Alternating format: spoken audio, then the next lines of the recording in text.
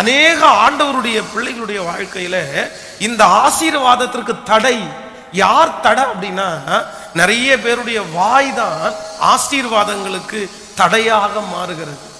நிறைய பேருடைய ஜெபங்களுக்கு பதில் வராமல் இருப்பதற்கு காரணம் அவர்களுடைய வாய் தான் அவர்களுடைய ஜெபம் கேட்கப்படாதபடி அவர்களுக்கு தடை பண்ணுகிறது. சிலர் பல மணி நேரங்கள் ஜெபிக்கிறார்கள், ஆண்டவரோட நெருக்கமாக தான் சிலர் வாழ்றாங்க, ரட்சிக்கப்பட்டாயிடுச்சு. ஆனா இன்னும் நிறைய ஆசீர்வாதத்தை ஏன் பெற்றுக்கொள்ளல அப்படின்னா, அவர்களுடைய ஜெபம் பண்ணி அந்த ஆசீர்வாதத்தை சேர்க்கிறதுக்காக முயற்சி எடுக்கிறார்கள். ஆனால் அவர்களுடைய வாயே அவர்களுக்கு விரோதமாய் பேசி அந்த ஆசீர்வாதத்தை எல்லாம் அவர்களை விட்டு எடுத்து போடுகிறது. இன்றைக்கு இந்த உபவாசத்தில் இருக்கிற நீங்க வாயினால் பல மணி நேரங்கள் ஜெபிப்பது பெரிதல்ல. நீங்கள் வாயினால் பல மணி நேரங்கள் ஜெபிக்கலாம். சிலர் வாயினால அவ்வளவு நேரம் ஜெபம் பண்ணிட்டு ஆனா அது முடிச்சதுக்கு அப்புறம் பேசுறாங்க பாருங்க ஒரு வார்த்தை, அந்த ஒரு வார்த்தையில அத்தனை மணி நேரம் ஜெபித்த ஜெபமும் அவங்களுடைய வாழ்க்கையில வீணாய் போயிடுது. அந்த ஜெபம் ஆசீர்வாதத்திற்கு தடையாய் மாறுகிறது. ஆசீர்வாதத்தை கொடுக்கிறதற்கு ஆண்டவர் ஆயத்தமா இருக்கிறாரு. வேதம் சொல்லுகிறது, மரணமும் ஜீவனும் நாவின் அதிகாரத்திலே இருக்கிறது.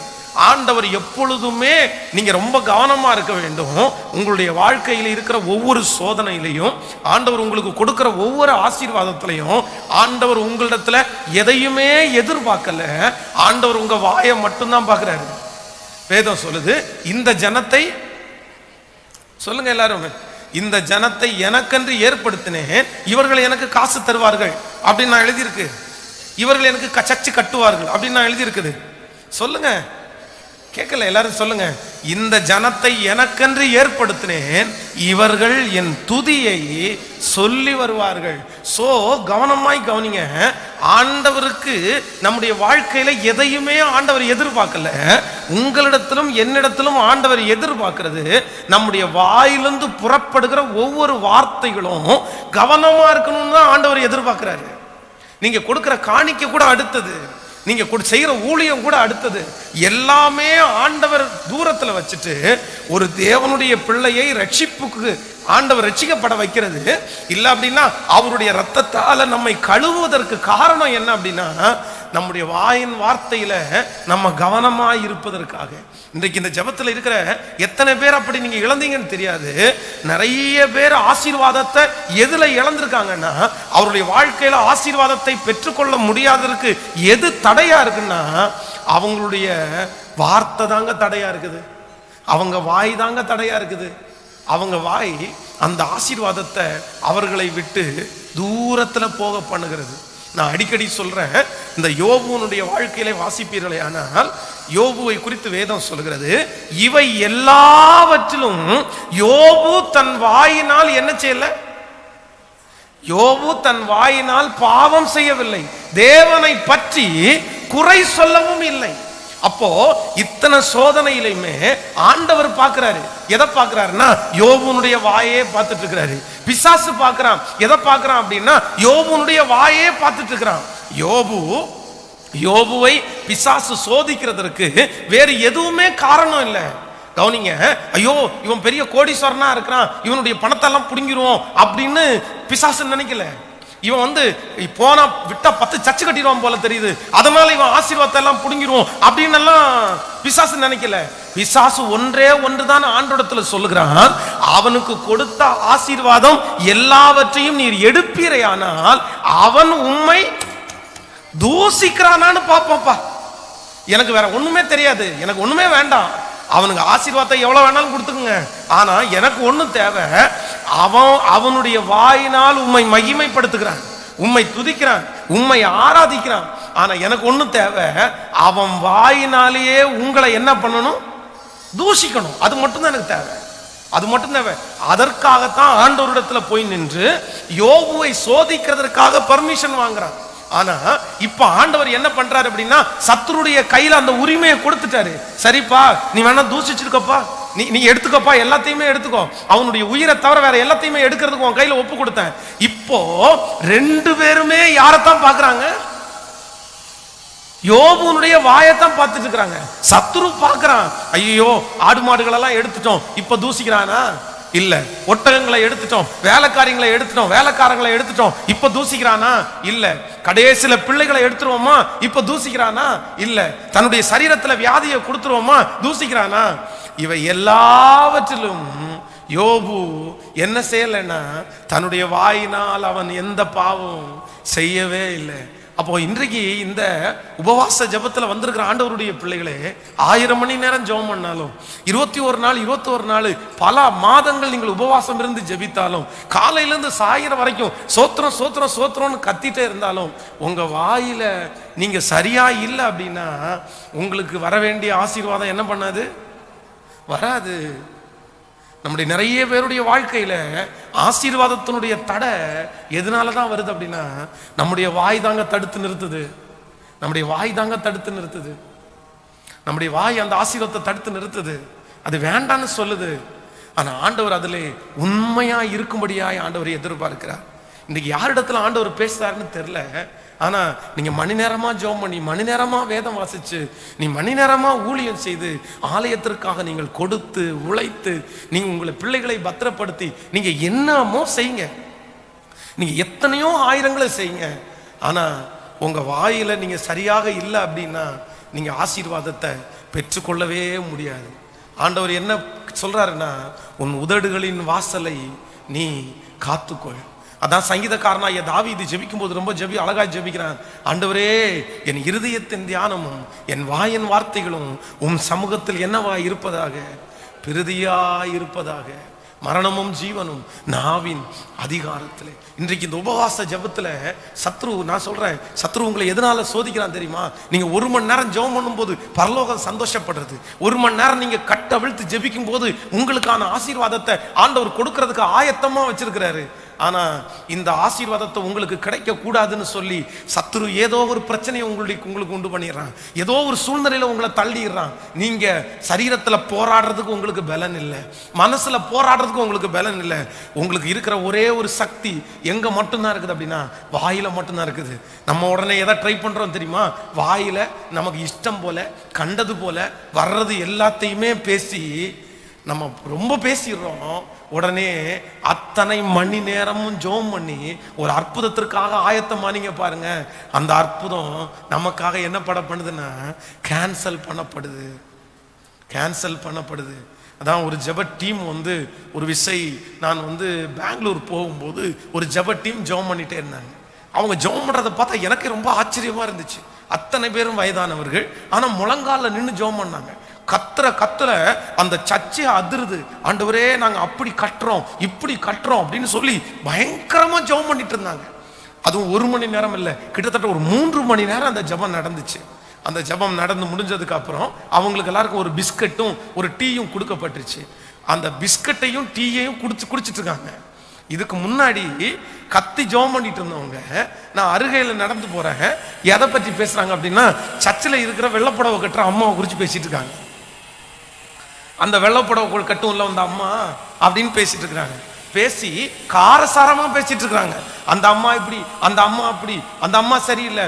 ஒவ்வொருத்தரை குறிச்சு 3 மணி நேரம் ஜெபம் பண்ணிட்டு அதற்கு பிறகு 3 மணி நேரம் அதே திருச்சபையில உட்கார்ந்து எல்லார பற்றியும் குறை சொல்லிட்டு எல்லார பற்றியும் பேசி முடிச்சுட்டு திரும்ப தான் எந்திரிச்சு போனாங்க. அப்போ என் மனசுல நினைச்சேன், இதுக்கு முன்னாடி ஜெபம் பண்ண 3 மணி நேரம் ஜெபமும் இப்ப பேசின 1 மணி நேரத்துல சொல்லுங்க வேஸ்டா போச்சா இல்லையா? அவ்வளவுதான். அந்த ஜெபத்தினுடைய பவர் இழந்துருச்சு, அந்த ஜெபத்தினுடைய மகிமையை இழந்துருச்சு. அதனாலதான் நம்ம நிறைய பேருடைய ஜெபம் என்ன செய்யப்படலைன்னா கேட்கப்படவே இல்லை. சோ இன்றைக்கு நம்ம ரொம்ப கவனமா இருக்க வேண்டிய ஒன்று இருக்கிறது.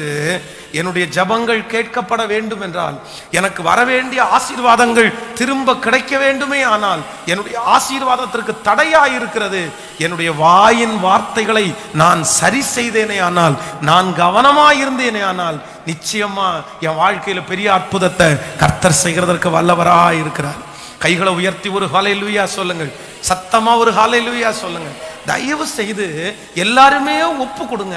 எதுக்காக ஒப்பு கொடுங்க அப்படின்னா, ஆண்டவரே, என்னுடைய உதடுகளின் வாசல்களை காத்து கொள்றதற்கு எனக்கு என்ன தாரும்?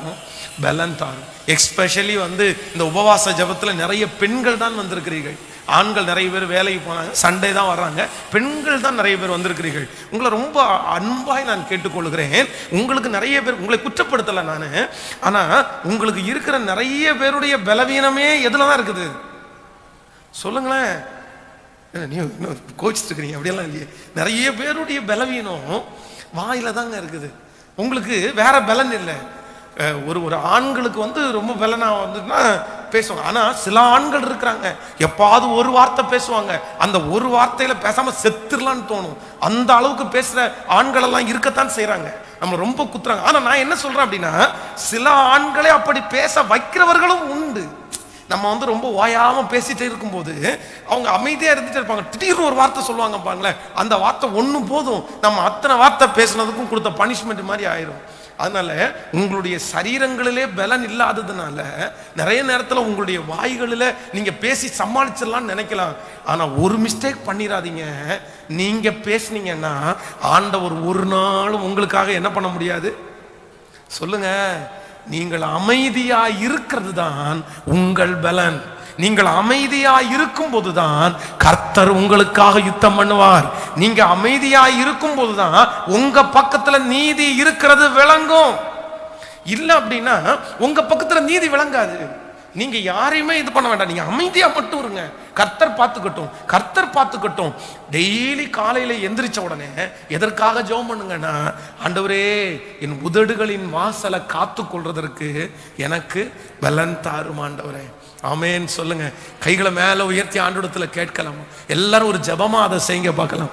ஆண்டவரே உமக்கு ஸ்தோத்திரம், நன்றி ஆண்டவரே. எல்லாரும் ஆண்டவரே எனக்கு அந்த கிருபை எனக்கு வேணும்னு ஆண்டவரத்துல கேளுங்க. ராஜா, என்னுடைய ஆசீர்வாதங்களுக்கு தடை என் நாவு தான் ஆண்டவரே, எனக்கு தெரியும், எனக்கு தெரியும் ஆண்டவரே. ஆண்டவரே அந்த நாவுகளை காத்துக்குள்ள ஒரு பலன் தாருன்னு இந்த உபவாச ஜெபத்துல ஜெபிக்கலாம். நன்றியப்பா, நன்றியப்பா. என் வாய்க்கு காவல் வையும், காத்து கொள்ளுமையா. என் வாய்க்கு காவல் வையும், காத்து கொள்ளுமையா. தீயன எதையுமே நான் பேச விடாதையோ, தீயன எதையுமே நான் பேச விடாதையோ. உம்மை நோக்கி கதறுகிறே, விரைவாய் உதவி செய்யும். உம்மை நோக்கி கதறுகிறே, விரைவாய் உதவி செய்யும். தூபம் போல் என் ஜபங்கள் ஏற்று கொள்ளுமையா. மாலை பாடி போல கைகளை உயர்த்தி தேனையா. ஓ மாலை பாடி போல கைகளை உயர்த்தி தேனையா. எல்லாரும் கையை உயர்த்தி சொல்லுவோம். என் வாய்க்கு காவல் வையும், காத்து கொள்ளுமையா. அப்பனே என் காவல் வையும், காத்து கொள்ளுமையா. தீயன எதையுமே நான் பேச விடாதையோ, தீயன எதையுமே நான் பேச விடாதையோ. உம்மை நோக்கி கதறுகிறே, விரைவாய் உதவி செய்யும்.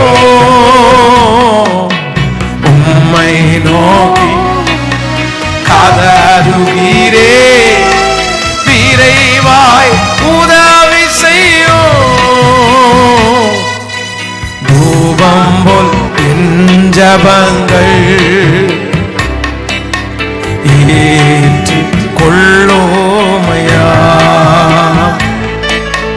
மாலை பாலி போல் என் கைகளை உயர்த்தி நேனையா. கவனிங்க, உங்களுக்கு பேசுகிறதற்கு 1000 வார்த்தைகள் உங்களுக்கு இருக்கலாம். எனக்குள்ள நிறைய இருக்கு பாஸ்டர், எத்தனையோ குமுறல்கள் எனக்குள்ள இருக்குது. நான் இதை பேசாட்டி யார் பேசுவா, நான் இதை பேசிதான் ஆகணும் அப்படின்னு நிறைய புலம்பல் உங்களுக்குள்ள இருக்கலாம். ஆனா உண்மையான ஒரு குவாலிட்டி உள்ள ஒரு தேவனுடைய பிள்ளை யார் அப்படின்னா, தேவன் விரும்புகிற ஒரு தேவனுடைய பிள்ளை யார் அப்படின்னா, லொடன்னு பேசுறவங்க கிடையாது. நான் நலமானதையும் பேசாமல் அமைதியா இருக்கிறவங்க தான். ஆமென் சொல்ல. இன்றைக்கு இந்த உபவாச ஜெபத்துல எல்லாருமே ஒரு தீர்மானம் எடுக்கணும். நம்முடைய ஆசீர்வாதங்களுக்கு தடை வேற எதுவுமே கிடையாது, நம்முடைய வாயின். நம்புறீங்களா? நீங்க விசுவாசிக்கிறீங்களா? இந்த கவனமா ரொம்ப கவனமா இருங்க. ஏன்னா நம்முடைய வாயின் வார்த்தைகள் எழுதப்படுகிற அதிகாரங்கள், அதை அழிக்கவே முடியாது. எதை வேணாலும் அழிக்கலாம். அதான் நீங்கள் யாக்கோபிலே வாசித்து பார்ப்பீர்கள்னா வேதம் சொல்லுது, நாவு நெருப்பு தான், அது அநீதி நிறைந்த உலகம். ஒரு ஒரு கப்பலை ஒரு சுக்கான் திருப்புறது போல நம்முடைய வாழ்க்கையை திருப்பி விடுறது நம்முடைய நாவு. ஒரு காட்டையே கொளுத்தி விடுகிற கொஞ்சம் தீ போல நாவு நெருப்பு தான்.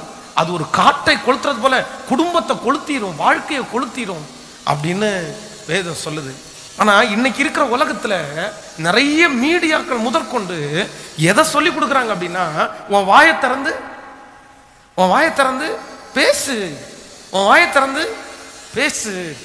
போன சில நாட்களுக்கு முன்பாக ஒருத்தங்க பேசிட்டு இருக்காங்க, ரொம்ப அழகா பேசுறவங்க. அவங்க ஒரு டாக்டர், அவங்க பேசுறாங்க. ஐயோ, அவங்க பேசுறதை பார்த்து எனக்கு ரொம்ப வருத்தம் ஆயிடுச்சு. சரி, இப்படி கற்றுக் கொடுக்குறாங்களே, மீடியால அவ்வளோ கற்றுக் கொடுக்குறாங்க. ஏன்னா அந்த பேசுறதை குறித்து நீங்க அமைதியா இருக்கக்கூடாது, நீ எப்படி எதிர்த்து பேசணும், நீ எப்படி எதிர்த்து நிற்கணும் அப்படின்றத கற்றுக் கொடுக்குறாங்க. இன்னும் அவங்க சொல்லும் போது சொல்றாங்க, ஒவ்வொரு தாய்களும் உங்க பிள்ளைக்கு எதிர்த்து பேசுறது, உங்க பையனுக்கு எதிர்த்து பேசுறது எப்படின்றத கற்றுக் கொடுங்க அப்படின்னு அதுல அவங்க டீச் பண்றாங்க. ஆனா இல்லவே இல்லை, ஒரு நாள் அப்படி செய்யாதீங்க. நம்முடைய ஆண்டவர் வேதத்தில் எழுதி வைத்திருக்கிறார், நம்ம அமைதியா இருந்தா ஆண்டவர் நமக்காக யுத்தம் பண்றதற்கு கர்த்தர் வல்லவராய் இருக்கிறார். சில நேரங்களில் நீங்க பேசுறது பலன் கொடுக்காது, ஆனா ஆண்டவர் பேசுறது மிகப்பெரிய பலன் கொடுக்கும். நீங்க சிலத வார்த்தையினால சொல்லி புரிய வைக்க நினைப்பீங்க, ஆனா அது சில மரமண்டைங்களுக்கு புரிய கூட செய்யாது. ஆனா ஆண்டவர் சொன்னாருன்னா புரியாத மண்டைகளுக்கும் புரிகிற மாதிரி கர்த்தர் சொல்லி கொடுப்பாரு. அதனால எல்லாரும் ஜெபிக்க வேண்டிய ஒரு ஜெபம், ஆண்டவரே நான் இனி என்ன பண்ணக்கூடாதுன்னா, என் ஆசீர்வாதத்திற்கு நானே தடையாக நின்றவே கூடாது ஆண்டவரேன்னு ஜெபம் பண்ணுங்க. இன்றைக்கு ஒரு 3 காரியங்களை உங்களுக்கு முன்பாக வேகமாய் சொல்லி உங்களுக்காக நான் ஜெபித்து முடிக்க போறேன். வாசிக்கலாம். முதலாவதாக, இந்த நாவினால் தன்னுடைய ஆசீர்வாதங்களுக்கு தடை போட்டவர்கள். முதலாவதாக என்னாகம புஸ்தகம் 13ஆம் அதிகாரத்தை எடுத்துக்கொள்ளலாமா?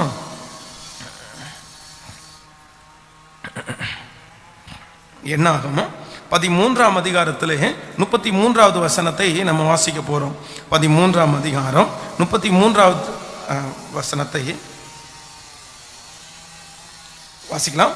என்னாகமம் 13ஆம் அதிகாரத்திலே, அங்கே ராட்சத பிறவியான ஏனாக்கின் குமாரனாகிய ராட்சதனையும் கண்டோம். நாங்கள் எங்கள் பார்வைக்கு வெட்டு கிளிகளை போல் இருந்தோம், அவர்கள் பார்வைக்கும் அப்படியே இருந்தோம் என்று சொல்லி, இப்படி இஸ்ரவேல் புத்திரருக்குள்ளே தாங்கள் சுற்றி பார்த்து வந்த தேசத்தை குறித்து துர்ச்செய்தியை பரம்ப செய்தார்கள். அப்பொழுது சபையார் எல்லாரும் கூக்குரலிட்டு புலம்பினார்கள். ஜனங்கள் அன்று ராம் முழுதும் அழுது கொண்டிருந்தார்கள். இஸ்ரவேல் புத்திரர் எல்லாரும் மோசேக்கும் ஆரோனுக்கும் விரோதமாய் முறுமுறுத்தார்கள். சபையார் எல்லாரும் அவர்களை நோக்கி, எகிப்திலே செத்து போனோமே ஆனால் நலமாயிருக்கும், இந்த வனாந்திரத்திலே நாங்கள் செத்தாலும் நலம், நாங்கள் பட்டயத்தால் மடியும்படிக்கு எங்கள் பெண் சாதிகளும் எங்கள் பிள்ளைகளும் கொள்ளையிடும்படிக்கும் கர்த்தர் எங்களை இந்த தேசத்திற்கு கொண்டு வந்தது என்ன? எகிப்திற்கு திரும்பி போகிறதே எங்களுக்கு உத்தமம் அல்லவோ என்றார்கள். பின்னும் அவர்கள், நாம் ஒரு தலைவனை ஏற்படுத்தி எகிப்திற்கு திரும்பி போவோம் வாருங்கள் என்று ஒருவரோடு ஒருவர் சொல்லிக் கொண்டார்கள். அப்பொழுது மோசேயும் ஆரோனும் இஸ்ரவேல் புத்திரரின் சபையார் எல்லாரும் கூட்டத்தாருக்கு முன்பாகவும் முகம் குப்புற விழுந்தார்கள். தேசத்தை சுற்றி பார்க்க வந்தவர்களில் நூனின் குமாரனாகிய ஜோஷுவாவும் எப்னோயின் குமாரனாகிய காலேப்பும் தங்கள் வஸ்திரங்களை கிழித்து கொண்டு இஸ்ரவேலின் புத்திரரின் சமத்த சபையும் நோக்கி, நாங்கள் போய் சுற்றி பார்த்து வந்த சோதித்தறிந்த தேசம் மகா நல்ல தேசம். கர்த்தர் நம்மேல் பிரியமாய் இருந்தால் அந்த தேசத்தை நம்மை கொண்டு போய் பாலும் தேனும் ஓடுகிற அந்த தேசத்தை நமக்கு கொடுப்பார். கர்த்தருக்கு விரோதமாக மாத்திரம் கலகம் பண்ணாதிருங்கள். அந்த தேசத்து ஜனங்களுக்கு நீங்கள் பயப்பட வேண்டியதில்லை. அவர்கள் நமக்கு இரையாவார்கள். அவர்களை காத்த நிழல் அவர்களை விட்டு விலகி போயிற்று. கர்த்தர் நம்மோடே இருக்கிறார், அவர்களுக்கு பயப்பட வேண்டியதில்லை என்றார்கள். கைகளை உயர்த்தி ஒரு ஹல்லேலூயா சொல்லுங்க. ஆண்டவருடைய பிள்ளைகளே, இந்த இடத்துல இந்த சம்பவம் நமக்கு எல்லாருக்கும் தெரிந்த சம்பவம். இஸ்ரவேல் ஜனங்கள் கிட்டத்தட்ட கானான் தேசத்தினுடைய அருகாமையிலே போயிட்டாங்க. இன்னும் கொஞ்சம் தூரம் தான் இருக்குது. அப்போ அந்த தேசத்தை குறித்து இனி அடுத்து அந்த தேசத்துக்கு தான் அவங்க போகணும். அப்போ தேவனுடைய மனுஷனாகிய மோசே ஒவ்வொரு கோத்திரத்திலையும் ஒவ்வொருத்தரையும் தெரிந்து கொண்டு 12 பேரை வேவு பார்க்கிறதற்காக அனுப்புகிறார். நீங்க 12 பேர் ஃபர்ஸ்ட் போய் பார்த்துட்டு இருந்துருங்கப்பா, எந்த வழியா போனா நம்ம போகலாம், அந்த தேசம் எப்படி இருக்குது, அந்த ஜனங்கள் எப்படி இருக்கிறாங்க அப்படின்றதை சோதித்தறிகிறதற்காக 12 பேர் போவாங்க. இப்போ இந்த 12 பேர்ல 2 பேர் தேவனோட நடக்கிறவர்கள், 10 பேரு விசுவாச குறைவுள்ள மக்கள். இப்போ இவங்க எல்லாரும் திரும்பி பார்த்துட்டு வர்றாங்க. அங்க பார்த்ததை எல்லாரையுமே இந்த 10 பேர் விவரித்து சொல்றதற்கும் இந்த 2 பேர் விவரித்து சொல்றதுக்கும் நிறைய வித்தியாசம் இருக்குது. இந்த 2 பேர் என்ன சொல்றாங்க அப்படின்னா, ஐயோ அந்த தேசம் ரொம்ப மோசமான தேசம், அதனுடைய குடிகள் ரொம்ப மோசமானவர்கள், அங்கே ஏனாக்கியரை பார்த்தோம், அப்படிப்பட்ட ஜனங்களை பார்த்தோம், ராட்சத பிறவி உள்ளவர்களை பார்த்தோம், அவர்களுடைய கண்களுக்கு எங்களுடைய கண்களுக்கு அவங்க ரொம்ப பெருசா தெரிஞ்சாங்க, அவர்களுடைய கண்களுக்கு நாங்க வெட்டுக்கிளிகளை போல இருந்தோம். எல்லாத்தையும் சொன்ன உடனே இஸ்ரவேல் ஜனங்கள் எல்லாரும் வஸ்திரத்தை கூட கிழிச்சு கொண்டு, இல்ல நாங்க எகிப்துல செத்திருந்தா நல்லா இருக்கும், இந்த வனாந்திரத்துல சாகிறதுக்கு எங்களுக்கு கொண்டு வந்தீங்களேன்னு மோசேக்கு விரோதமாய் முறுமுறுத்தார்கள். வேதம் சொல்லுது, மோசேயும் ஆரோனும் 2 பேரும் சாஷ்டாங்கமா விழுந்தாங்களாமா. ஆனாலும் அந்த ஜனங்கள் கேட்ட பாடில்ல. ஆனா ஜோஷுவா காலேப் 2 பேரும் எழும்பி, இல்ல இல்ல இல்ல, கர்த்தர் நம்மோடு கூட இருந்தா அந்த தேசத்தை எங்களுக்கு நமக்கு தருவார் அப்படின்னு எவ்வளவோ சொல்லி பார்த்தோம். ஜனங்கள் அந்த நெகட்டிவா எதிர்மறையா சொன்னதை தான் கேட்டாங்களே தவிர ஜோஷுவாவும் காலேப்பும் சொன்னதை கேட்கவே இல்லை. முதலாவதாக உங்களுடைய ஆசீர்வாதத்திற்கு இல்லைன்றால் நம்முடைய ஆசீர்வாதத்திற்கு தடை என்ன அப்படின்னா, எதிர்மறையான பேச்சு, நெகட்டிவ் பேச்சு நம்முடைய ஆசீர்வாதத்திற்கு தடையை கொண்டு வரும். ஆமென் சொல்லுங்க. எப்பவுமே ஆண்டவருடைய பிள்ளைகள் உங்களுடைய பேச்சிலே விசுவாசமானதைத்தான் பேச வேண்டுமே தவிர ஒரு நாளும் எதை பேசிடக்கூடாதுன்னா அவிசுவாசமான வார்த்தைகளை பேசவே கூடாது. நம்ம நிறைய பேர் நம்முடைய ஆசீர்வாதத்தை எதுல தடை பண்ணிட்டோம் அப்படின்னா, நம்ம நிறைய பேர் நெகட்டிவாவே பேசிட்டோம். அதான் ஒரு போதகர் ஒரு நாள் மழைக்காக ஜெபிக்கிறதற்காக ஜனங்களை எல்லாம் திருச்சபைக்கு வர சொன்னாராமா. இந்த மாதிரி நம்ம ஒரு 12 hours ப்ரேயர் நம்ம ஸ்டார்ட் பண்ண போகிறோம், ஒரு ஃபுல் டே ப்ரேயரு. அந்த ப்ரேயருக்கு எல்லாருமே வந்துருங்க. நம்முடைய பட்டணத்தில் மழை இல்லாமல் விவசாயம் எல்லாம் ஒன்றும் இல்லாமல் போயிருச்சு, அதனால மழைக்காக நம்ம ஜெபம் பண்ண போகிறோம், ஆண்டவர் அந்த ஜெபத்திற்கு பதில் தருவார் அப்படின்னு சொன்னாராம். சொன்ன உடனே நிறைய ஜனங்கள், சபை நிறைக்க ஆட்கள் வந்தாங்களாமா. எல்லாரும் காலையிலேருந்து சாயந்தரம் வரைக்கும் உபவாசம் இருந்து ஜெபம் பண்ணி முடிச்ச உடனே முடிச்சுட்டு வெளியே வரும்போது பயங்கரமான மழை, பெரிய மழை பெஞ்சிருச்சாம். உடனே எல்லா விசுவாசிகளும் உள்ள இருந்து கை தட்டி, ஆண்டவரே ஸ்தோத்திரம் ஸ்தோத்திரம் ஸ்தோத்திரம், எங்களுடைய ஜெபத்தை கேட்டதற்காக உமக்கு ஸ்தோத்திரம் ஸ்தோத்திரம்னு சொல்லிட்டு இருக்கும்போது ஒரே ஒரு குட்டி தம்பி மட்டும் ஒரு கொடையை நிமித்து அந்த மலையில் அப்படியே நடந்து போனா நம்ம சர்ச்சில் இருந்து. எல்லாரும் வேடிக்கை பார்த்தாங்களாமா. அப்ப பாஸ்டர் சொன்னாராமா, நம்ம இத்தனை பேருடைய ஜெபமும் கேட்கப்படலை, அந்த ஒரே ஒரு குட்டி பையனுடைய ஜெபம் மட்டும்தான் கேட்கப்பட்டுருச்சு. ஏன் அப்படின்னா அவன் வெறும் ஜெபத்துக்கு மட்டும் வரல, ஜெபம் முடிச்ச உடனே ஆண்டவர் ஜெபத்தை கேட்டு என்ன கொடுப்பாரு, மழையை கொடுப்பாருன்னு விசுவாசத்தோட கிட்டத்தட்ட 2 வருஷமா மழை பெய்யல. 2 வருஷமா மழை பெய்யலனாலும் ஜெபம் பண்ணி முடிச்ச உடனே மழை பெய்யும்னு கொடையை தூக்கிட்டு உள்ள வந்தான் பாருங்க. அதனால அவனுடைய விசுவாசத்தை கனம் பண்ணி தான் கர்த்தர் மழையை அனுப்பினார்னு சொன்னார். இன்றைக்கு நம்ம பல மணி நேரம் சில நேரத்தில் ஜெபம் பண்ணுவோம், இடைவிடாமல் ஜெபம் பண்ணுவோம். ஆனா முடிச்சிட்டு வந்த அடுத்த நிமிஷத்துல நம்முடைய வாயில என்னதான் வார்த்தை வரும், ஆண்டவருக்கு சித்தமான நடப்பிக்கணும்ன்றது வேற. ஆனா எதிர்மறையான பேச்சு வரக்கூடாது தெரியுமா? ஆனா நமக்கு என்ன பேச்சு தான் வரும் அப்படின்னா, எதிர்மறையான பேச்சு மட்டும்தான் வரும். வெளியே வரும்போதே நம்ம என்ன சொல்லிட்டு வருவோம் அப்படின்னா, இது எங்க 1 மணி நேரம் பையனுக்காக உட்கார்ந்து ஏங்கி ஏங்கி அழுது அவனுடைய ரட்சிப்புக்காக வந்து ஜெபம் பண்ணிட்டு வீட்டில் வந்த உடனே இந்த எருமை மாடு எங்க திருந்த போகுது? இது எத்தனை ஜெபம் பண்ணாலும் இந்த மாடெல்லாம் இது திருந்தாது. நம்முடைய வாயினாலேயே அவ்வளோ தூரம் ஜெபம் பண்ணி நமக்கு என்னதான் வருது அப்படின்னா, நெகட்டிவான பேச்சு தான் வருது. இல்லை இல்லை, உங்களுடைய ஆசீர்வாதத்திற்கு முதல் நம்முடைய வாயினுடைய வார்த்தை எது தடை அப்படின்னா, நெகட்டிவா அவிசுவாசமா ஒரு நாளும் நம்முடைய வாய் என்ன செய்யக்கூடாதுன்னா பேசவே கூடாது. ஆமேன் சொல்லுங்கள். சூழ்நிலையை பார்க்கும்போது ஒருவேளை உங்களுடைய வார்த்தைகள் அப்படி பேச உங்களை வைக்கலாம், உங்களை அப்படி பேச தூண்டலாம். நெகட்டிவா தான் பேசுறது மாதிரி வருது பாஸ்டர், நடக்கிறதெல்லாம் நெகட்டிவா தான் நடக்குது. எஸ், ஆனா ஆண்டவர் இன்றைக்கு வாக்கு கொடுக்கிறார், இல்ல இல்ல இல்ல, என் வாயிலிருந்து நான் ஜெபம் பண்ணது படிதான் வருமே தவிர ஜெபம் பண்றதற்கு மாறாய் என் வாழ்க்கையில வர. ஜெபம் பண்ணும்போது நம்ம எப்படி ஜெபம் பண்றோம், ஆண்டவரே அதை செய்ததற்காக உமக்கு சொல்லுங்க, உமக்கு ஸ்தோத்திரம் ஆண்டவரே, நன்றி ஆண்டவரே, அவனை தொட்டதற்காக ஸ்தோத்திரம், அப்படி பண்ணதற்காக ஸ்தோத்திரம், அந்த தேவை சந்திக்கப்பட்டதற்காக ஸ்தோத்திரம். முடிச்சிட்டு வெளியே வந்தோம்னா அடுத்த நிமிஷத்துல நம்ம என்ன பண்ண போறோம் தெரியுமா? எங்க நடக்க போகுது, எங்க நடக்க போகுது?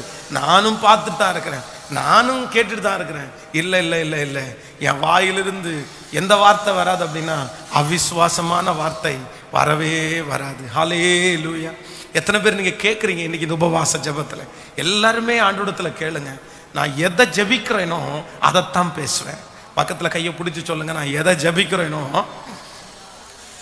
சொல்லுங்க, எதை ஜெபிக்கிறேனோ அதைத்தான் பேசுவேன்.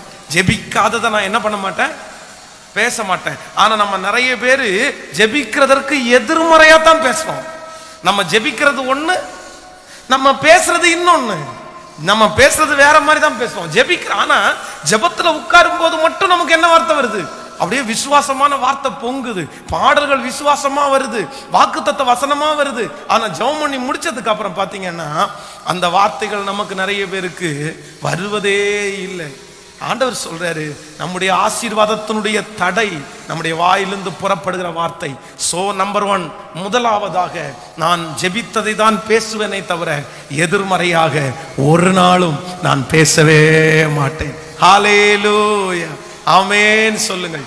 எவ்வளோ பெரிய தேவனுடைய மனுஷனா இருந்தாலும், யோவானுடைய தகப்பனார் சகரியா தேவனுடைய ஆலயத்திற்குள்ள பிரவேசிக்கும் போது அங்கே ஒரு தேவதூதன் தனக்கு சொன்ன வார்த்தையை கேட்டு என்னி எப்படி நடக்கும் அப்படின்னு அவிசுவாசப்பட்டார். வேதம் சொல்லுது, யோவான் பிறக்கிற வரை அவனுடைய தகப்பனார் ஊமையாகவே இருந்தார்.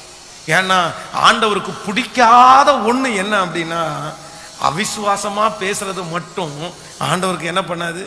அதை நம்ம ஆண்டவரை குறித்து, வல்லமைகள் குறைந்து போகவில்லை, உயிர்த்தெழுதல் மகிமை மாறவில்லை, இயேசுப்பா உங்க நாமத்தில் அற்புதங்கள் நடக்குது, பேய்கள் ஓடுது, நோய்கள் தீருது, பாவங்கள் பறந்தோடுது.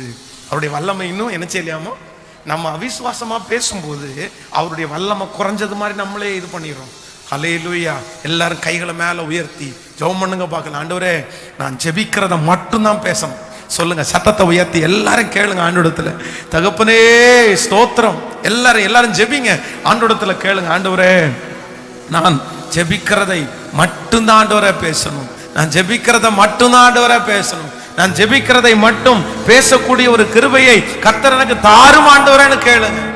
ஹல்லேலூயா. நன்றி அப்பா, நன்றி அப்பா, நன்றி அப்பா. ஹல்லேலூயா. ஆண்டவரே, அவிசுவாசம் எனக்கு வந்துடக்கூடாது ராஜா, வந்துடக்கூடாது ராஜா. ஆண்டவரே, வந்துடக்கூடாதப்பா. ஹல்லேலூயா. உம் நாமம் சொன்னால் போதும் பேய்கள் ஓடுதையா. உம் நாமம் சொன்னால் போதும் பேய்கள் ஓடுதையா. உம் பேரால் கை நீட்டினா நோய்கள் மறையுதையா. உம் பேரால் கை நீட்டினா நோய்கள் மறையுதையா. ஆமென் சொல்லுங்கள்.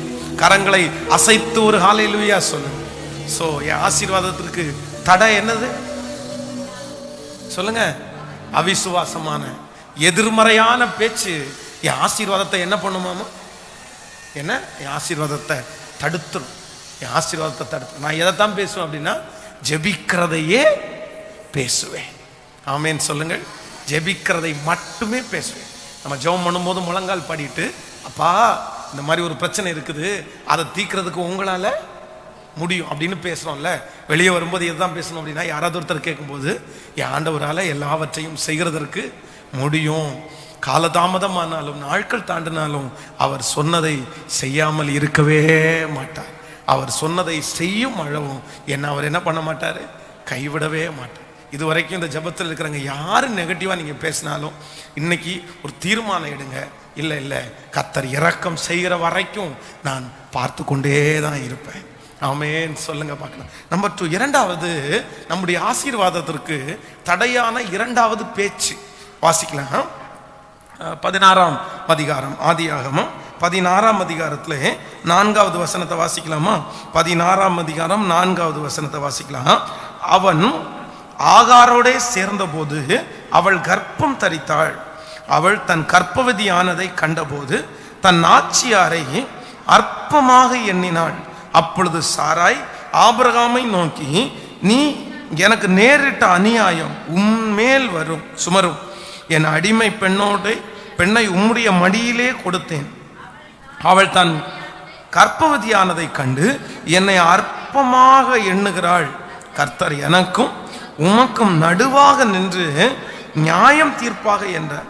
அதற்கு ஆபிரகாம் சாராயை நோக்கி, இதோ உன் அடிமை பெண் உன் கையில் இருக்கிறாள், உன் பார்வைக்கு நலமானபடி அவளுக்கு செய் என்றான். அப்பொழுது சாராய் அவளை கடினமாய் நடத்தினபடினால் அவரை விட்டு ஓடி போனாள். கர்த்தருடைய தூதனானவள் அவளை வனாந்திரத்திலே சூருக்கு போகிற வழியிலே இருக்கிற நீரூற்றண்டையிலே கண்டு, சாராயின் அடிமை பெண்ணாகிய ஆகாரே, எங்கே இருந்து வருகிறாய், எங்கே போகிறாய் என்று கேட்டான். அதற்கு அவள், நான் என் நாச்சியாராகிய சாராயை விட்டு ஓடி போகிறேன் என்றார். அப்பொழுது கர்த்தருடைய தூதனானவர், நீ உன் நாச்சியார் அண்டைக்கு திரும்ப போய் அவள் கையின் கீழே அடங்கி இரு என்றார். ஆமென். கவனிங்க, எந்த ஒரு தூதனாவது இப்படி சொல்லுவாரா? இந்த அம்மா அழுது கொண்டு தன்னை கஷ்டப்படுத்துகிறத தாங்க முடியாம இப்ப வெளியே ஓடி வர்றாங்க. தூதன்கிட்ட போனா தூதன் ஒரு ஆறுதல் சொல்வார்னு பார்த்தா, சாராயின் அடிமை பெண்ணாகிய ஆகாரே, அவர் சொல்லும் போதே என்ன சொல்லி கூப்பிடுறாரு அப்படின்னா, சாராயின் அடிமை பெண்ணாகிய ஆகாரே. அந்த இடத்துல ஒண்ணு கரெக்டா மென்ஷன் பண்றாரு. இதுக்கு என்ன அர்த்தம் அப்படின்னா, உன் ஸ்தானத்தை அறிந்து பேசு. எதை அறிஞ்சு பேசணும்? கேட்கல, நம்ம யாருன்றத மிஞ்சி நம்ம ஒரு நாளும் என்ன பண்ணிடக்கூடாது. கேட்கல, நம்ம நிறைய பேரு நம்முடைய ஆசீர்வாதத்திற்கு எதனால தடை வருது அப்படின்னா, நம்ம சில நேரங்கள்ல ஆண்டவர் நம்மை ஆசீர்வதிக்கும் போது, ஆண்டவர் நமக்கு சில கனத்தை கொடுக்கும் போது, பழகும் போது, நம்ம யாருன்ற ஸ்தானத்தை மறந்து நம்ம என்ன பண்றோம், பேசிடுறோம். இந்த அடிமை பெண்ணாகி ஆகார், இவ அன்னைக்கும் அடிமை பெண்ணுதான். ஆபிரகாம கல்யாணம் பண்ணினாலும் அவ யாருதான், அவ அடிமை பெண்ணுதான். ஆனா இப்போ ஆபிரகாம் தன்னை திருமணம் செஞ்சிட்டாருன்னு உடனே இவங்களுக்கு எது மறந்துருச்சு, தான் அடிமை பெண் என்கிறத மறந்து இப்ப எப்படி பேச ஆரம்பிச்சிட்டாங்க அப்படின்னா, ஓவரா பேச ஆரம்பிச்சிட்டாங்க. நம்ம நிறைய பேரை பார்த்துருப்போம்ல, ஸ்தானத்தை அறியாம பேசுவாங்க பாருங்களேன். அவங்க ஒன்றும் இல்லாமல் வந்திருப்பாங்க, அவங்களுடைய பேக்ரவுண்ட் ரொம்ப கொடுமையா இருக்கும். ஆனா திடீர்னு ஒரு ஆசீர்வாதம் வந்ததுக்கு உடனே அவங்க பேசுற பேச்சுக்கு அழவே இருக்காது. என்னமோ அதை பண்ணோம் இதை பண்ணோம் அப்படி இப்படி எப்படி பேசுவாங்க. அதனால்தான் தேவதூதன் வழியில சந்திச்சு சொல்றாரு, உன்னுடைய நாச்சியார் அண்டைக்கு போய் நீ என்ன பண்ண அப்படின்னா அடங்கி இரு. ஒரு தேவனுடைய பிள்ளை தன்னுடைய வாழ்க்கையில மறக்க கூடாத ஒன்று என்ன அப்படின்னா, நம்ம வந்த நிலைய ஞாபகம் இல்லாம யார்கிட்டையுமே என்ன பண்ணிடக்கூடாதுன்னா பேசிடவே கூடாது. யார்கிட்டையுமே பேசக்கூடாது. ஒரு நபரிடத்துல கூட ஆண்டவருடைய பிள்ளைகள் இன்றைக்கு இந்த ஜெபத்தில் இருக்கிற யாராவது அப்படி பேசி இருப்பீர்களே, ஆனால் அது உங்கள் ஆசீர்வாதத்திற்கு மிகப்பெரிய தடை. இன்னைக்கு கர்த்தர் உங்களை ஆசீர்வச்சிருக்கலாம், இன்னைக்கு உங்களுக்கு படிப்புகள் வந்திருக்கலாம், இன்னைக்கு உங்களுக்கு உயர்வு வந்திருக்கலாம், இன்னைக்கு எல்லாமே ஆண்டவர் உங்களுக்கு கொடுத்துருக்கலாம். ஆனா அதற்காக நீங்கள் ஒரு காலம் என்ன பண்ண முடியாது அப்படின்னா அப்படி பேச ஆகாது, பேச முடியாது. அதான் கடந்த நாட்களில் ஒரு சகோதரி அவர்கள் தன்னுடைய தகப்பனார் வீட்டில இருந்து காலேஜ் ஃபர்ஸ்ட் இயர் முடியும் போதே திருமணம் நடந்துருச்சு. இந்த பையனுக்கு அந்த பொண்ணை ரொம்ப பிடிச்ச உடனே இந்த பையன் நான் படிக்க வச்சுக்கிறேன் அப்படின்னு சொல்லி அந்த பொண்ணை திருமணம் பண்ணிட்டு வந்தார். அவர் திருமணம் பண்ணிட்டு வந்ததற்கு பிறகு திருப்பி பார்த்தீங்க அப்படின்னா 3 ஆண்டுகள் ஏற்கனவே படிக்க வச்சு, திரும்பி 3 வருஷம் படிச்சு இன்னொரு டிகிரியையும் அவர் படிக்க வச்சார். இன்னொரு டிகிரி அவங்க படிச்சாங்க. இந்த 2வது டிகிரியை படிச்சதுனால அவங்களுக்கு ஒரு நல்ல வேலை கிடைச்சிருச்சு. ஆனா இவங்க என்ன பண்ணிட்டாங்க தெரியுமா, கொஞ்ச நாளைக்குள்ளே அதை மறந்துட்டாங்க. தன்னுடைய கணவனார் தன்னை படிக்க வச்சார் என்கிறத மறந்து வேலை கிடைச்ச உடனே உன் சம்பளம் என்ன சம்பளம், என் சம்பளம் ரொம்ப பெருசு, நான் நிறைய சம்பாதிக்கிறேன், நான் சொல்றதா நீ கேட்கணும், நான் சொல்றதுக்கு அப்படிதான், உனக்கு என்ன உரிமை இருக்கோ அது எனக்கும் உரிமை இருக்குது அப்படின்னு அந்த குடும்பத்தில் ஒரு பெரிய பிரச்சனைக்குரிய நபராகவே மாறி விட்டாங்க. இன்றைக்கு எல்லாரும் ஒரு கவனமான ஒரு வார்த்தையை கேளுங்க. நீங்க ஒரு வார்த்தை பேசும்போது உங்களுக்கு மிஞ்சி தயவு செய்து என்ன பண்ணிடாதீங்க, கேட்கல, நீங்க யாருன்னு தெரியாம நீங்க என்ன பண்ணிடாதீங்க. எப்பவுமே உங்களுக்குள்ள ஒரு உணர்வு இருக்கணும், அந்த அந்த அளவுக்கு தான் பேசணும். உங்களுடைய வாயில் அந்த வார்த்தை தொண்டை வரைக்கும் வரும். அன்னைக்கு 10 வருஷத்துக்கு முன்னாடி நீங்க இருந்த நிலைமையை மறந்துடுவீங்க. இப்ப இந்த ஒரு ஆண்டுல நீங்க இருக்கிற நிலைமை மட்டும்தான் உங்களுடைய கண்ணுக்கு முன்னாடி தெரியும். அந்த உயர்வு மட்டும்தான் உங்களுக்கு கண்களுக்கு முன்பாக தெரியும். உடனே நீங்க அந்த டைம்ல இருக்கிறத வச்சு டக்குன்னு பேசிடக்கூடாது. அப்படி பேசி தோற்று போன பலரை நான் பார்த்திருக்கிறேன். பலருடைய வாழ்க்கை உடைந்து போயிருக்கிறது. நம்ம பேசும்போது எப்பவும் நம்ம முன்னாடி இருந்ததை நினைச்சிட்டு தான் எல்லாருக்கும் முன்னாடியும் கண்டிப்பா பேசணும். ஆமேன்னு சொல்லுங்க. எத்தனை பேர் உணர்றீங்க? எத்தனை புரியுதா உங்களுக்கு? நான் சொல்றது உங்களுக்கு புரியுதா? இந்த ஆகார் தன்னுடைய வாழ்க்கையிலே கோபத்திற்கு ஆளானாங்கன்னு தான் நினைக்கிறேன் நான். திரும்பவும் அவங்களால என்ன பண்ண முடியல அப்படின்னா, அந்த வீட்டில் தாழ்ந்து போக முடியல, அடங்கி இருக்க முடியல. இப்போ சாராய்க்கு இவங்களால பொத்து போகவே முடியல. இவங்க அடிமை பெண், சாராள் எஜமாட்டி, அந்த வீட்டுக்கே ஓனர், அங்க இருக்கிற எல்லாருக்கும் ஓனர் யாரு? சாராய்.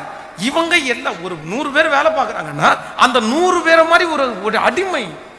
இப்போ ஒரே ஒரு சின்ன ஆசீர்வாதத்தை கொடுத்தோன்றதற்காக, அதான் நமக்கு நிறைய பேர் ஊருல சொல்லுவாங்கல்ல, அந்த தலக்கணம் அப்படின்னு சொல்லுவாங்கல்ல, ஹெட் வெயிட் அப்படின்னு வாங்கல்ல, அந்த மாதிரி ஒன்று அவங்க தலை மேல ஏறி உட்கார்ந்துருச்சு.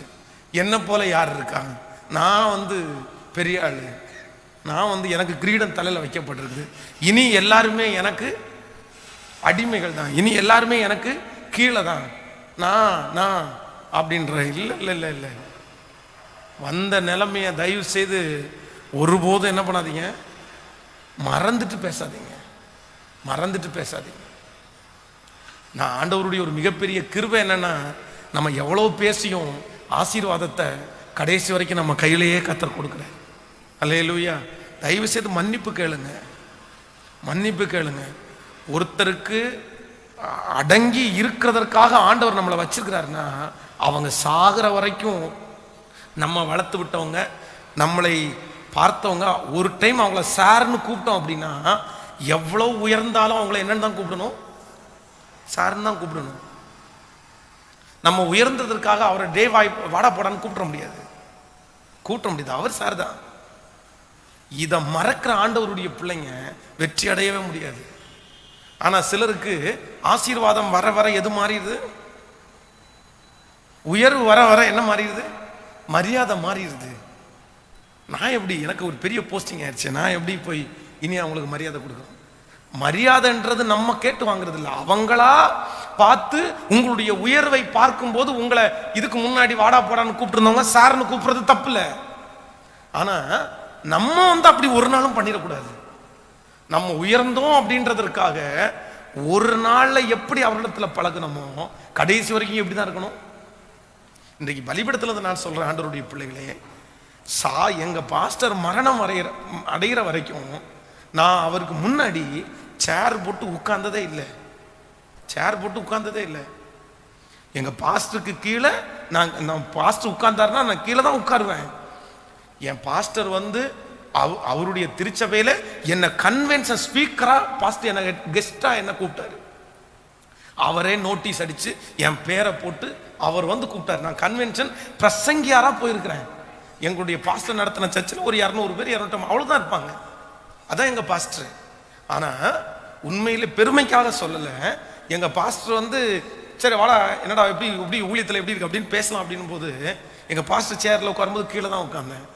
அவரா சொன்னார், எந்திரிச்சு மேலே உட்கார்றா, ஏன்டா அப்படி பண்ற? அப்படி இல்லை பஸ், நான் உட்காந்துக்கிறேன், நோ ப்ராப்ளம், பாய் தானே, நான் உட்காந்துக்கலாம் அப்படின்னு. ஆனா இன்றைக்கு சிலருடைய வாழ்க்கையில ஆசீர்வாதங்கள் வந்த உடனே துனி என்ன பண்ணுது? தோரணை கொஞ்சம் மாறுது. பேச்சு சம்பாதிக்க ஆரம்பிச்ச உடனே சவுண்டு வித்தியாசமா வருது, சத்தம் ரொம்ப கொஞ்சம் காடா வருது. இல்லை, அப்படி வரக்கூடாது. நம்ம தகப்பனாய் பார்த்தவர்களை சாகிற வரைக்கும் எப்படிதான் பார்க்கணும் சொல்லுங்க? தகப்பனாய் நமக்கு உயர்ந்தவர்களாய் பார்க்கிற எல்லாரையுமே மரணம் வரைக்கும் நம்ம எப்படிதான் பார்க்கணும்? அவங்க குறைஞ்சாங்கன்றதுக்காக அவங்கள குறைச்சு பார்க்க கேட்கல, குறைச்சு பார்க்க கூடாது. நம்ம பெரியவங்களாயிட்டோன்றதற்காகவும் அவங்கள ஒரு நாளும் நம்ம குறைச்சு பார்க்கவும் கூடாது. அதுதான் ஆண்டவருடைய பிள்ளையினுடைய மரியாதை. அதான் ஆபிரகாமை சாராய் ஆண்டவனேன்னு கூப்பிட்டு ஃபர்ஸ்ட் ஆண்டவனேன்னு கூப்பிடுறாங்க. சாகர வரைக்கும் அவங்க எப்படிதான் கூப்பிட்டாங்க? ஆண்டவனேன்னு தாங்க கூப்பிட்டாங்க, ஆண்டவனேன்னு தான் கூப்பிட்டாங்க. நீங்க நம்ம எல்லாம் ஒரு தீர்மானம் எடுப்போமா, ஆண்டவரே நான் எப்படி பேச மாட்டேன் அப்படின்னா, என் நிலைமையை அறியாம நான் என்ன செய்ய மாட்டேன், நான் யாருன்னு தெரியாம கண்டிப்பா யார் முன்னாடியும் நான் கையை உயர்த்தி சொல்லுங்க ஏசப்பாட்ட, ஆண்டவரே எப்பவுமே என்னுடைய உள்ளத்துக்குள்ள ஒண்ணு இருக்கும் ஆண்டவரேன்னு சொல்லுங்க. நான் யார் என்கிற ஒரு எண்ணம், அதை வச்சுதான்ப்பா நான் பேசுவேன் சொல்லுங்க. எல்லாரும் முழு இருதயத்தோடு கூட சொல்லுங்க, ஆண்டவரே நான் அதை பேசுவேன், அப்படிதான்ப்பா பேசுவேன். இன்று ஆசீர்வதிக்கப்பட்டிருக்கலாம், இன்றைக்கு எல்லாமே எனக்கு உள்ளதாய் மாறி இருக்கலாம், ஆனா நான் அப்படி பேச மாட்டேன் ஆண்டவரே, அப்படி பேச மாட்டேன் ஆண்டவரே. நான் அப்படி ஒரு காலம் என்னை மறந்து நான் பேச மாட்டேன் ஆண்டவரே. சாகர வரைக்கும் இதை ஞாபகத்துல நான் வைப்பேன் ஆண்டவரே. ஹல்லேலூயா, ஸ்தோத்திரம், ஆமென் சொல்லுங்க பார்க்கலாம். கைகளை உயர்த்தி ஒரு ஹல்லேலூயா சொல்லுங்க.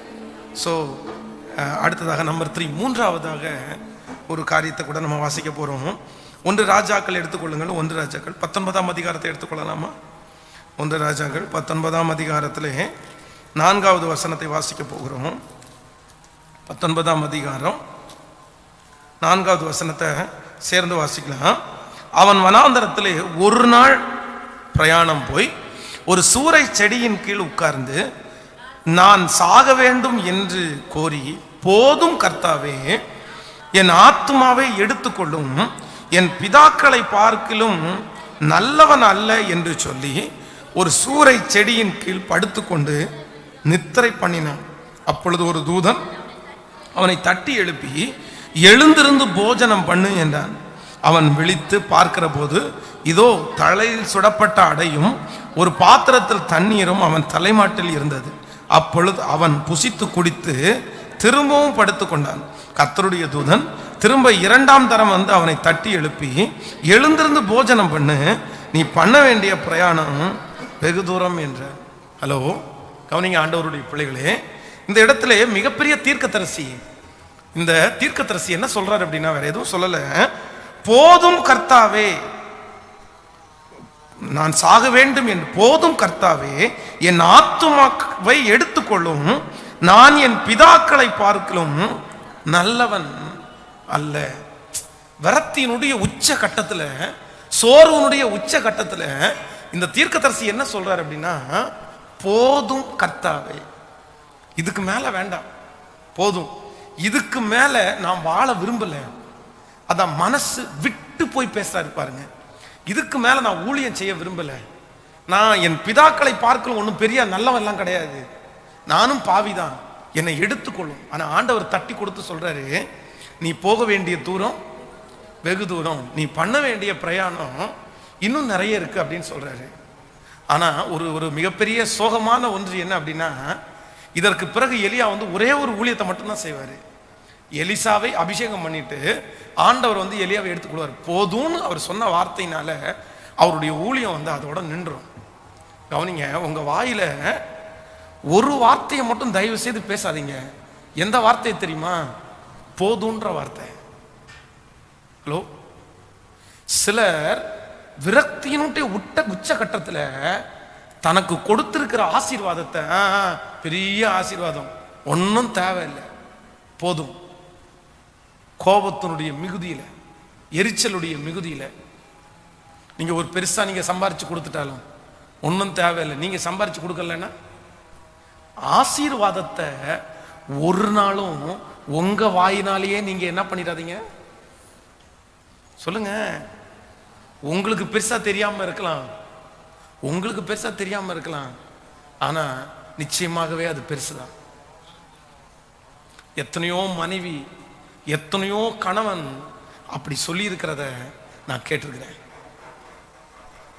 என்ன பெருசா அது, எனக்கெல்லாம் ஒன்றும் தேவையில்லை, எனக்கெல்லாம் அது ஒன்றும் வேண்டியதில்லை. அதை ஏன் நீங்க கார் கொடுக்கல அப்படின்னா நான் பிழைக்க மாட்டேனோ, கார் இல்லைன்னா என்னால் வாழ முடியாதோ, வீடு இல்லைன்னா என்னால் வாழ முடியாதோ, வித்து தள்ளுங்க, போதும், என்னத்த பெருசா, நான் வீட்டில் குடி வச்சிருக்கிறேன்னு பேசுறீங்க, நான் சாப்பாடு போடுறேன்னு பேசுறீங்க.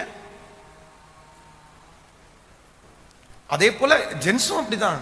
என்ன பெருசா நீ என்ன கொண்டு வந்துட்ட, என்ன செஞ்சுட்ட, நீ என்னத்த, நீ மனைவியா இல்லை அப்படின்னா நான் வாழ முடியாதோ. அதான் எல்லாரும் வந்து சில ஆசீர்வாதங்கள் இருக்கிற வரைக்கும் நான் சொல்லணும், அதனுடைய அருமை தெரியாது, தெரியாது. கர்த்தர் கொடுத்த ஆசீர்வாதத்தை உங்க வாயினாலேயே, உங்க கோபத்தினாலேயே போதும்னு சொல்லி என்ன பண்ணிடாதீங்க, தடுத்துறாதீங்க, தடுத்துறாதீங்க. என் கண்ணால பார்த்துக்கிற ஆண்டவருடைய பிள்ளைய ஊழியத்திற்காக கூப்பிடும்போது ஊழியத்தை ரொம்ப அசால்ட் பண்ணிட்டு, ஆமா பெரிய ஊழியம் உங்க கூட வந்தா பெருசா ஊழியம் செய்ய முடியும் அப்படின்னு சொல்லி, அதெல்லாம் நான் வரமாட்டேன், போதும் போதும் அப்படின்னு சொன்னவங்க நிறைய பேர் இன்று ஊழியத்திலேயே ஒண்ணுமே செய்ய முடியாம உட்காந்துக்கிறத என் கண்ணால பார்த்துருக்கிறேன், என் கண்ணால பார்த்துருக்கிறேன். போட்டும், போனா போட்டும்,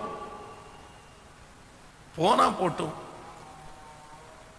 மனைவி அவ்வளவு அவ்வளவு அவ்வளவு கஷ்டப்பட்டு சம்பாரிச்சு வச்சத போனா போட்டும், இவர் சம்பாதிக்கல, கணவனார் அவ்வளவு கஷ்டப்பட்டு சம்பாரிச்சு வச்சா போனா போட்டும்.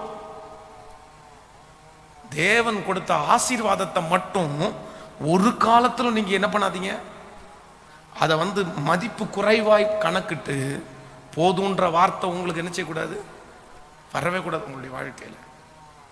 அது இல்லாம இருந்தாதான் அதனுடைய அருமை நமக்கு.